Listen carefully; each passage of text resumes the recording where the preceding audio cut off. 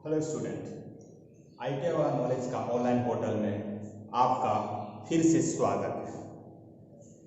Previous lecture में हम लोगों ने कवर किया था कंस्ट्रक्शन ऑफ ट्रांसफार्मर में। मुख्य रूप से हम लोग आयरन कोर को कंप्लीट किया था। कंस्ट्रक्शन ऑफ ट्रांसफार्मर में मुख्य रूप से इसके 3 भाग होते हैं। उसमें से हम लोगों ने एक भाग को कंप्लीट किया था। उस भाग का क्या नाम था? Iron core. उसको मैंने डिटेल में कराया था, राइट। उसके बाद आज हम लोग जो क्लास करने जा रहे हैं वो है वाइंडिंग्स, राइट। तो चलिए वाइंडिंग देखते हैं। ट्रांसफार्मर में 2 प्रकार का वाइंडिंग होती है, प्राइमरी वाइंडिंग और next secondary winding. Primary winding किसको बोलेंगे? जिसमें सप्लाई के साथ कनेक्शन रहता है उसको हम लोग बोलते हैं प्राइमरी वाइंडिंग। और जिसमें सप्लाई प्राप्त होती है, जिसमें वोल्टेज साइड प्राप्त होती है, लोड साइड, उसको हम लोग बोलते हैं सेकेंडरी वाइंडिंग। कोर पर प्राइमरी और सेकेंडरी वाइंडिंग अलग अलग होती है, पृथक पृथक होती है, राइट। कोर पे प्राइमरी वाइंडिंग और सेकेंडरी वाइंडिंग पृथक पृथक होती है। जैसे कि मैं आपको फिगर में समझा रहा हूं। ये था कोर, राइट।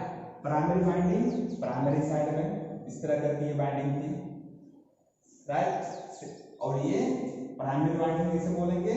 ये था सोर्स के साथ कनेक्टेड, इसीलिए इस साइड को क्या बोलेंगे? Primary winding. और नेक्स्ट साइड को हम लोग क्या बोलेंगे? Secondary winding. ये इस तरह करके ये है सेकेंडरी वाइंडिंग, राइट। इसमें क्या होता है, क्या दिख रहा है इसमें ये चीज दिख रहा है, कोर पर अलग अलग भुजाओं में वाइंडिंग किया जाता है। इस कोर की भुजाओं पर लगा दिए जाते हैं। इसमें वाइंडिंग जो होता है कोर के भुजाओं पर होते हैं, पर ऐसा बहुत कम होता है एक्चुअली में, राइट। कोर पर 2 तरह का वाइंडिंग किया हुआ रहता है बेसिकली, सिलिंड्रिकल वाइंडिंग और सैंडविच वाइंडिंग। तो अभी आपको समझाने जा रहे हैं यही 2 तरह का वाइंडिंग्स को समझाने जा रहे हैं। पहला क्या? सिलिंड्रिकल वाइंडिंग, और दूसरा सैंडविच वाइंडिंग को समझाने जा रहे हैं। तो चलिए समझते हैं 2 तरह के वाइंडिंग को।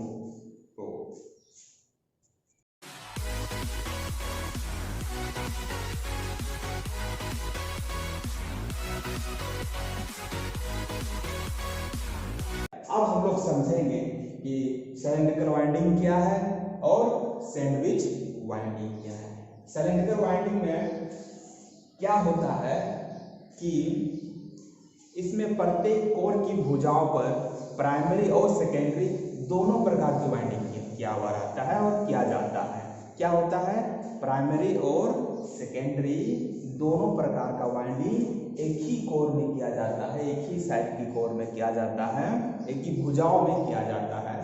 पहले क्या होता है? पहले लो टेंशन वाइंडिंग करते हैं, उसके बाद हाई टेंशन वाइंडिंग करते हैं, और इन दोनों के माध्यम इंसुलेशन लगाते हैं। आपको फिगर के थ्रू हम समझाना चाहेंगे। यहाँ पे फिगर दिया हुआ है। इस फिगर में क्या है? एक ये कोर मटेरियल है, ठीक है ना, कोर है। और हम लोग कैसे वाइंडिंग करते हैं? सिलिंड्रिकल वाइंडिंग क्या होता है? सबसे पहले हम लोग लो टेंशन वाइंडिंग करते हैं, कोर की एक भुजा में लो टेंशन वाइंडिंग करते हैं, लो टेंशन वाइंडिंग होता है। उसके बाद कुछ इंसुलेशन लगा देते हैं, राइट। इस इंसुलेशन लगाने के बाद उसके ऊपर फिर से एक हाई टेंशन वाइंडिंग करते हैं। मतलब कि एक ही कोर की भुजाओं में प्राइमरी और सेकेंडरी वाइंडिंग करते हैं। इसमें एक क्या है, बहुत बड़ा हानि इसमें होता है कि जब कभी भी हाई टेंशन वाइंडिंग या लो टेंशन वाइंडिंग में कोई दोष उत्पन्न हो जाए, या उसके तार टूट जाते हैं, या शॉर्ट सर्किट हो जाती है, तो सारी वाइंडिंग्स को खोलना पड़ता है। यही इसका एक मेन दोष है, राइट। अब हम लोग चलते हैं सेकेंड टाइप का वाइंडिंग को। वो वाइंडिंग है सैंडविच वाइंडिंग, राइट। सैंडविच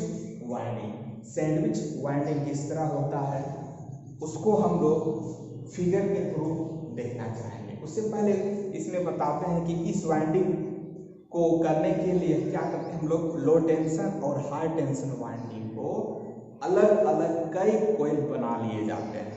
क्या करते हैं, लो टेंशन और हाई टेंशन के क्या करते हैं, वाइंडिंग्स के अलग अलग पृथक पृथक कई कॉइल्स बना लेते हैं। उन कॉइल को क्रम से कोर में डालकर, उन कॉइल को क्रम से कॉइल में डालकर कनेक्शन कर दिया जाता है। जैसे कि आपको हम फिगर के थ्रू समझाना चाह रहे हैं। ये फिगर जो दिख रहा है आपको, हो सके क्लियर नहीं दिख रहा आपको, और इस फिगर दिख सकता है, राइट। इसमें क्या होगा, क्या करते हैं हम लोग, प्राइमरी और सेकेंडरी को क्या करते हैं, इसको हम कह सकते हैं लो टेंशन और हाई टेंशन वाइंडिंग को अलग अलग पृथक कॉइल बना लेते हैं। मान लीजिए ये क्या है, देखिए यहाँ पे इसको हम लो टेंशन वाइंडिंग पूरा बना दिया, उसके बाद इंसुलेशन लगा दिया, उसके बाद फिर हाई टेंशन वाइंडिंग को लगा दिया, फिर इंसुलेशन लगा दिया, फिर लो टेंशन वाइंडिंग, फिर हाई टेंशन वाइंडिंग। इस तरह हम लोग क्या करते हैं, सैंडविच टाइप का बनाते हैं। इसीलिए क्या होता है, सैंडविच वाइंडिंग। सैंडविच कैसे रहता है, परत दर परत रहता है, उसी प्रकार इसको परत दर परत बनाते हैं, इसीलिए इसका नाम क्या पड़ा, सैंडविच वाइंडिंग होता पड़ा। इसका क्या लाभ है कि हम लोगों ने देखा था सिलिंड्रिकल वाइंडिंग में, सिलिंड्रिकल वाइंडिंग में क्या था कि अगर कोई तरह का दोष होता है तो हमको क्या करना पड़ रहा है, वाइंडिंग्स को निकालना पड़ रहा है, फिर से खोलना पड़ जा रहा है। लेकिन इसमें ऐसा नहीं है, अगर जिस वाइंडिंग में दोष पाया जाता है उस वाइंडिंग को अलग करके बाकी सब वाइंडिंग उसी तरह छोड़ दिया जाता है, क्योंकि ये अलग अलग पृथक पृथक रहता है, जिसके कारण ये इसका लाभ हो जाता है कि हमको पूरा वाइंडिंग्स को खोलना नहीं पड़ता है। तो अभी हम लोगों ने क्या पढ़ा, वाइंडिंग्स में बेसिकली दो प्रकार होता है। तो शुरू में बताया था मैंने प्राइमरी और सेकेंडरी। लेकिन हम लोग ये प्राइमरी वाइंडिंग और सेकेंडरी वाइंडिंग करते हैं कोर के दोनों भुजाओं में करते हैं, राइट। लेकिन ऐसा कम होता है, ऐसा नहीं है कि नहीं होता, ऐसा कम होता है। ज्यादातर क्या होता है, कोर दो तरह से वाइंडिंग किया हुआ रहता है, सिलिंड्रिकल वाइंडिंग और सैंडविच वाइंडिंग, राइट। अब हम लोग देखेंगे बॉक्स और कवर। ये है तीसरा भाग, ट्रांसफार्मर का कंस्ट्रक्शन ऑफ ट्रांसफार्मर का तीसरा भाग। तीसरा भाग क्या है, बॉक्स और कवर। ये क्या होता है, राइट। ट्रांसफार्मर में धूल, पानी, धूप आदि से बचाने के लिए हम लोग क्या लगाते हैं, कवर या बॉक्स लगाते हैं। इसी में ट्रांसफार्मर की ठंडा रखने का प्रबंध भी होता है, क्योंकि क्या होता है, जब भी ट्रांसफार्मर हम लोग प्राइमरी साइड में सप्लाई देते हैं तो कुछ समय बाद क्या होता है, वो गर्म हो जाता है, जिसके कारण जलने की संभावना भी हो सकती है। लेकिन उसको व्यवस्था रखते हैं, बट इस कवर में क्या रहता है, उसको ठंडा रखने का प्रबंध भी रहता है, जिसके कारण मेरा एफिशिएंसी बढ़े, राइट। और छोटे छोटे ट्रांसफार्मर अर्थात 20 केवीए तक की कैपेसिटी के ट्रांसफार्मर साधारण बॉक्स में बंद रहते हैं। मतलब छोटे छोटे ट्रांसफार्मर को हम लोग किस में रखते हैं, साधारण बॉक्स में रखते हैं। लेकिन इससे अधिक जब कैपेसिटी हो जाता है तो उसको बड़ी टैंक में रखते हैं, जिसमें ट्रांसफार्मर ऑयल हो, राइट। ये ट्रांसफार्मर ऑयल कूलिंग का काम करता है। इसको हम लोग डिटेल में पढ़ेंगे। अभी जस्ट जनरली हम लोग इसको जान लेते हैं कि क्या है, बॉक्स क्या है। ट्रांसफार्मर के 3 भाग पढ़ाए अभी मैंने। वो पहला क्या था, आयरन कोर, दूसरा वाइंडिंग, और तीसरा क्या था, बॉक्स और कवर। और इस कवर क्या क्या क्या काम है, इसको मैंने आपको बता दिया। आप इसको लिख सकते हैं, इसको लिखिए, राइट। इसको स्क्रीनशॉट लीजिए और जब चाहे आप लिख सकते हैं। तो अभी तक यहाँ तक क्लियर हो गया। अब नेक्स्ट टॉपिक की ओर चलते हैं। तो चलिए अब नेक्स्ट टॉपिक की ओर चलते हैं। नेक्स्ट टॉपिक है transformation ratio. Right, transformer ratio क्या है, क्या चीज से डिनोट करते हैं और कैसे लिखते हैं, इसको आज हम लोग समझेंगे। राइट, तो सबसे पहले समझते हैं ट्रांसफॉर्मेशन रेशियो क्या होता है। ट्रांसफॉर्मर में आप लोग जानते हैं दो वाइंडिंग्स होती है, primary side and secondary side. Primary side को किसको बोलते हैं, जो सप्लाई के साथ कनेक्टेड रहता है, और सेकेंडरी साइड का वाइंडिंग जिसमें हम लोग को क्या वोल्टेज प्राप्त होती है, उसको हम लोग सेकेंडरी साइड का वाइंडिंग बोलते हैं। राइट, इतना तो हम लोग जान गए। तो अब हम लोग जानेंगे ट्रांसफॉर्मेशन रेशियो क्या होता है। ट्रांसफॉर्मर में सेकेंडरी वाइंडिंग में उत्पन्न वोल्टेज और प्राइमरी वाइंडिंग में दिए गए वोल्टेज के अनुपात को हम लोग क्या बोलेंगे, ट्रांसफॉर्मेशन रेशियो। राइट, क्या बोला मैंने, ट्रांसफॉर्मर में सेकेंडरी वाइंडिंग में उत्पन्न वोल्टेज और प्राइमरी वाइंडिंग में दिए गए वोल्टेज के अनुपात को हम लोग क्या बोलते हैं, ट्रांसफॉर्मेशन रेशियो बोलते हैं। तो और ट्रांसफॉर्मेशन रेशियो को हम लोग डिनोट करते हैं, संकेत करते हैं कैसे प्रकट करते हैं। अभी मैंने क्या बोला, सेकेंडरी साइड में जो वोल्टेज उत्पन्न हुई और प्राइमरी वाइंडिंग में दिए गए वोल्टेज, प्राइमरी साइड का वोल्टेज को, इस रेशियो को हम लोग क्या बोलते हैं, ट्रांसफॉर्मेशन रेशियो। और ट्रांसफॉर्मेशन रेशियो को क्या चीज से डिनोट करते हैं, के से डिनोट करते हैं। राइट, अब इसमें ये भी और अब इसमें ये भी देखते हैं कि सेकेंडरी वाइंडिंग में जितना टर्न्स होता है उसके हिसाब से वोल्टेज डेवलप होता है, उत्पन्न होता है। कम टर्न्स रहेगा तो कम डेवलप होगा, ज्यादा टर्न्स रहेगा तो ज्यादा डेवलप होगा। राइट, तो इसको भी रिलेट कर सकते हैं कि क्या अनुपात का सेकेंडरी वाइंडिंग में वोल्टेज किस अनुपात में बढ़ रहा है, तो उसको हम लोग किस तरह से डिनोट कर सकते हैं, वाइंडिंग कितना टर्न्स मतलब होता है कितना बार लपेटा गया है, इसको हम लोग टर्न्स बोलते हैं। राइट, तो अभी मैंने क्या बताया कि कितना ज्यादा टर्न्स उतना ज्यादा वोल्टेज, तो इसका मतलब ये डायरेक्टली रिलेट हो जा रहा है, मतलब कि नंबर ऑफ टर्न्स ज्यादा तो वोल्टेज ज्यादा। इस तरह से यहां से रिलेट करके मैंने एक फॉर्म यहां जनरेट हो गया है, इसको हम लोग क्या बोलते हैं, ट्रांसफॉर्मेशन रेशियो। हम लोग ये भी जानते हैं कि ट्रांसफॉर्मर में पावर क्या होता है, इनपुट पावर और आउटपुट पावर दोनों सेम होता है। जितना पावर ट्रांसफॉर्मर को पावर देंगे उतना ही पावर उधर हमको मिलेगा। अगर वोल्टेज ज्यादा उछल है तो करंट कम मिलेगा, और करंट कम, अगर लपेटे कम है तो क्या वोल्टेज कम मिलेगा, वोल्टेज कम मिलेगा तो क्या करंट ज्यादा मिलेगा। तो यहां से अभी मैंने क्या बताया कि पावर जो है ट्रांसफॉर्मर में चेंज नहीं होता है। तो यहां से और हम इक्वेशन बना सकते हैं कि क्या, इससे हमको अब यहां से और एक चीज पता चला कि सेकेंडरी में जितना पावर होता है, secondary power power equal same रहता है, तो पावर का फॉर्मूला क्या होता है, VI लगाते हैं। राइट, तो वोल्टेज यहाँ क्या है, E,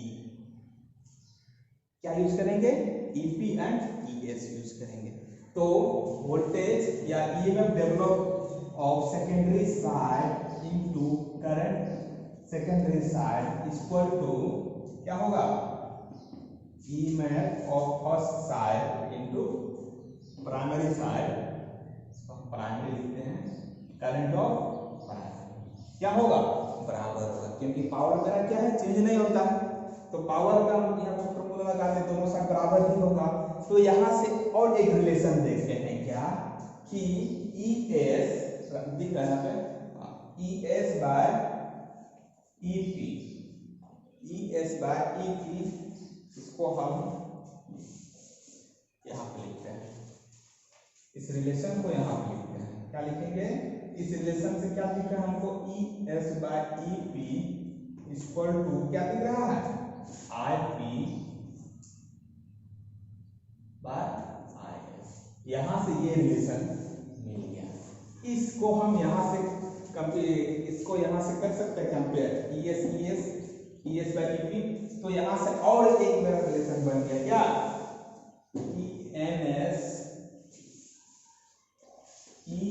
ESEP बराबर है IP/IS बराबर है number of turns to number of primary turns equal to क्या? K।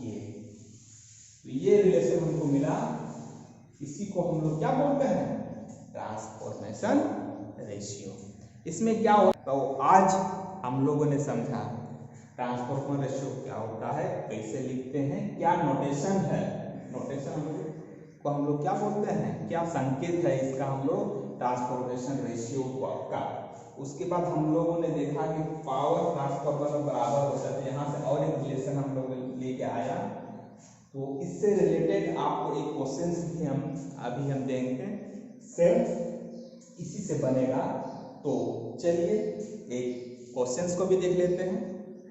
तो चलिए ट्रांसफॉर्मर रेशियो के बेसिस में एक क्वेश्चन लेते हैं, उसी से सॉल्व होगा। वो क्वेश्चन है, एक ट्रांसफॉर्मर में 11,220 वोल्ट 22 kVA कैपेसिटी का है। इसके सेकेंडरी में 50 टर्न लगे हैं। तो प्राइमरी टर्नों की संख्या ज्ञात कीजिए और प्राइमरी व सेकेंडरी करंट ज्ञात कीजिए। हमको पहले क्वेश्चंस को पढ़ना चाहिए, क्वेश्चंस में दिया क्या है और पूछा क्या है उसको समझना होगा। इसी के बाद ही हम क्वेश्चंस को सॉल्व कर सकेंगे, राइट। तो दिया हुआ क्या है? प्राइमरी साइड का वोल्टेज और सेकेंडरी साइड का वोल्टेज दिया हुआ है। प्राइमरी साइड का वोल्टेज क्या दिया हुआ है? ईपी कितना दिया हुआ है? 11,000। और सेकेंडरी साइड में क्या दिया हुआ है? ES कितना दिया हुआ है? 220 वोल्ट। मतलब ये क्या है? स्टेप डाउन ट्रांसफॉर्मर है, राइट। अब हम लोग क्या देखेंगे? कैपेसिटी कितना का दिया हुआ? कैपेसिटी क्या है इसका? कैपेसिटी है 22 kVA का ट्रांसफार्मर है। पूछा क्या है? दिया क्या हुआ है? और प्राइम तो सेकेंडरी टर्न्स दिया हुआ है, NS दिया हुआ है। सेकेंडरी टर्न्स कितना दिया हुआ है? 50 टर्न्स। तो हमको क्या निकालना है? MP निकालना है, राइट। और क्या पूछ रहा है? प्राइमरी और सेकेंडरी करंट भी ज्ञात करना है। IS भी ज्ञात करना है और IP भी ज्ञात करना है। तो इसको चलिए सॉल्व करते हैं। ये सब दिया हुआ है। इसके बाद हम लोग अभी पढ़ा था ट्रांसफॉर्मेशन रेशियो में, क्या पढ़ा था कि ESEP equal to IP/IS equal to NS/NP equal to. ये रिलेशन हम लोग पढ़ा और मैंने बताया भी। अब यहां से देखेंगे और कंपेयर करेंगे क्या क्या दिया हुआ है। EPES दिया हुआ है, ये पार्ट दिया हुआ है। उसके बाद NS दिया हुआ, NP दिया नहीं दिया हुआ, इसको निकालना है। तो इसको तो आराम से इक्वेशन निकाल सकते हैं। इसको कैसे लिख सकते हैं?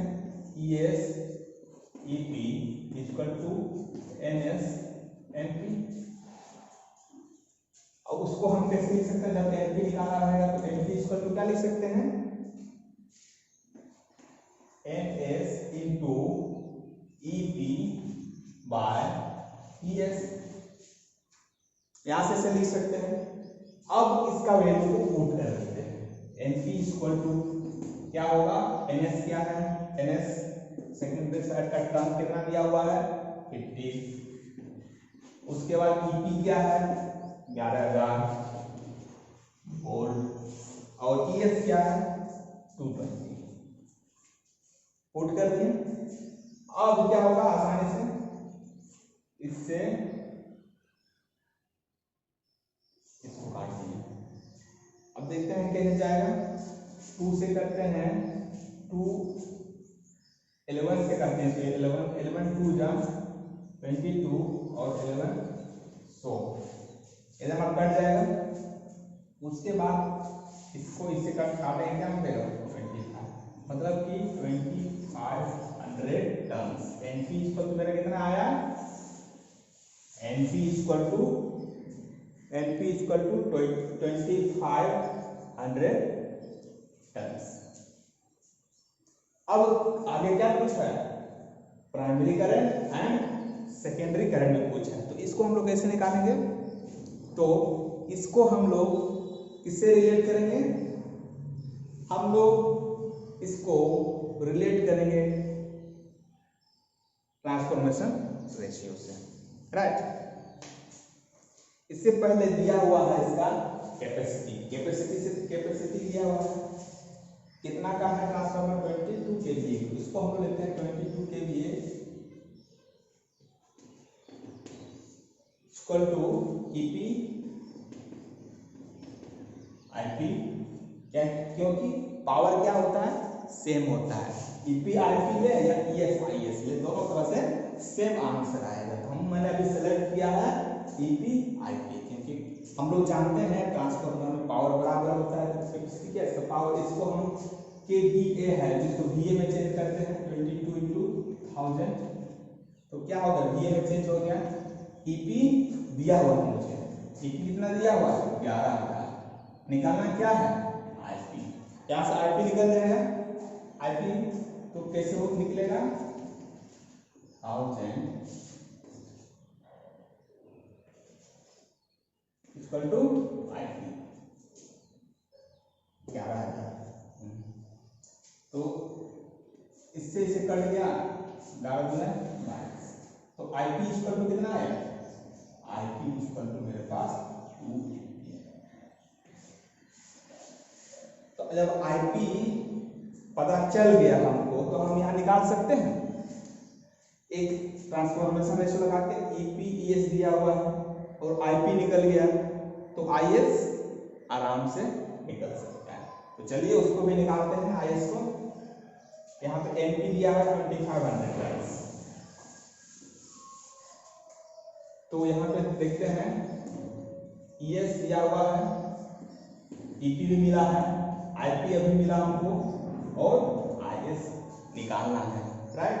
तो यहाँ से IS इक्वल टू लिख सकते हैं, IS इक्वल टू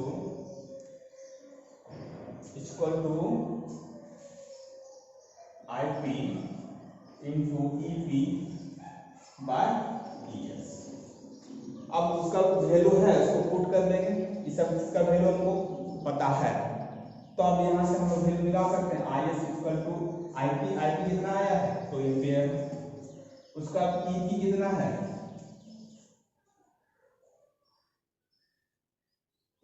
EP है 11,000, उसके बाद ES कितना है 220, काट देंगे, इससे कितना बचेगा 11 बार, इससे ये कटेगा 100, मतलब कि IS मेरा कितना आ गया 100 है। ये हो गया IS मतलब सेकेंडरी करंट और IP मतलब प्राइमरी करंट। इस तरह से हम लोग इस क्वेश्चन को कवर किया, देखा हम लोगों ने कैसे सॉल्व करते हैं। सबसे पहले क्या करते हैं, क्या दिया हुआ डेटा उसको देखते हैं, इससे क्या पता चलता है और क्या फाइंड आउट करना है। उसके बाद हम लोग रिलेशन देखते हैं कि इसके साथ फॉर्मूला कैसे बैठेगा, राइट। इस तरह से इस स्टेप को फॉलो करने से आपको बहुत ही आसानी से क्वेश्चंस को हल कर सकते हैं।